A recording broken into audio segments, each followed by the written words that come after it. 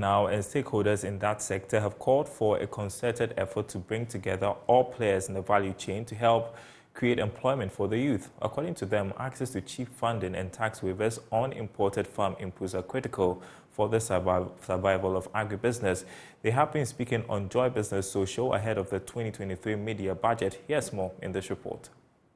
Agricultural sector has been touted as one with the potential to deliver Ghana's economic freedom. Unfortunately, the sector, which grew by 4.8% in the first quarter of 2023, has been one of the highest contributors to the country's skyrocketing inflation rate in recent times. Many say the sector has been paid lip service by successive governments and not much investments have been committed to ensure the needed growth.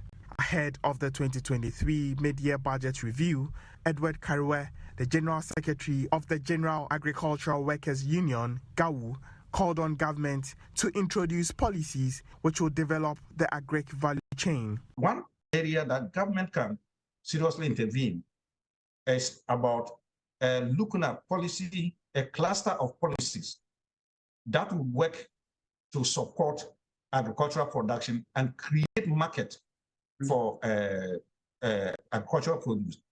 The other cluster of policies will be to get creditors to appreciate and ready to give credit to farmers by appreciating that after production, there will be market for the produce. On ensuring cheaper farm produce, Dr. Charles Nyaba, the Executive Director of the Peasant Farmers Association, urged government to implement tax waivers on imported agro inputs, which will encourage mechanized farming and reduce the production cost for farmers. Agro inputs used to benefit some kind of tax waivers. And recently, all those waivers have been taken up, leading to increase in cost of all those inputs. As we speak, we have people who have their produce at the port.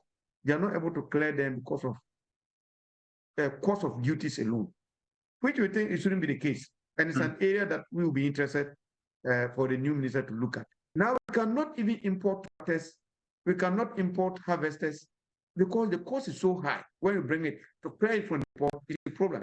The CEO of the Aquaculture Chamber of Ghana, Jacob Azika, called for the establishment of an aquaculture fund to provide cheaper funding for fish farmers. What we expect from government is implement the Ghana National Aquaculture Development Plan for the year 2023 to 2027, which as an industry, we've made good inputs, which is captured in there. We've proposed for the establishment of the Aquaculture Development Fund is there. Introduction of the aquaculture insurance, providing some tax exemptions, increasing the investment to the aquaculture space. In fact, those are brilliant points captured in the plan. If these plans are implemented, I can assure you that we can achieve that production target set by the Ministry of Fisheries and Aquaculture Development. Fingers are crossed as many wait to see policies which will unearth the full potential of the agricultural sector.